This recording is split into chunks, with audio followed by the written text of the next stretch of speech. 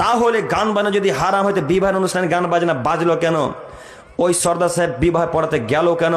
ওই সভাপতি সাহেব গেল কেন? সভাপতি সাহেবের বিদ্যা নেই তাই গেল, ক্যাশিয়ার সাহেবের বিদ্যা নেই তাই গেল, সর্দার সাহেবের বিদ্যা নেই তাই গেল, বলতে পারলো না? এই বিবাহের মুখে লাথি মারি, এই বিবাহের মুখে লাথি মারি, এই বিবাহের মুখে লাথি মারি। বেঁচে থাকা অবস্থায় বিবাহের অনুষ্ঠানে আমরা বিবাহ পড়াতে যাব না কেন? গান বাজনা বা যে বিবাহ গান বাজনা বাজবে সে বিবাহ কেন বিবাহ পড়াতে যাবেন আপনি? সর্দার সাহেব আপনাকে বলছি, হিসাব পরিবর্তন করিয়েন, নইলে কিয়ামতের মাঠে জবাব দিন, প্রস্তুত থাকিয়েন। আদম সন্তানকে কিয়ামতের মাঠে 5টি বিষয় ছাড়া এক পা লড়তে দেওয়া হবে না। আদম সন্তানকে কিয়ামতের মাঠে 5টি বিষয় জিজ্ঞাসা করার পর, জিজ্ঞাসা যতক্ষণ পর্যন্ত না করা হবে এক পা নড়তে দেওয়া হবে। তার সর্বপ্রথম প্রশ্ন হচ্ছে দায়িত্ব কিভাবে পালন করেছো?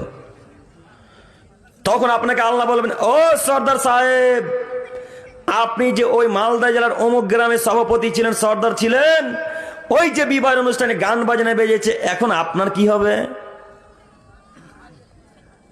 এখন আপনার কি হবে সর্দার সাহেব?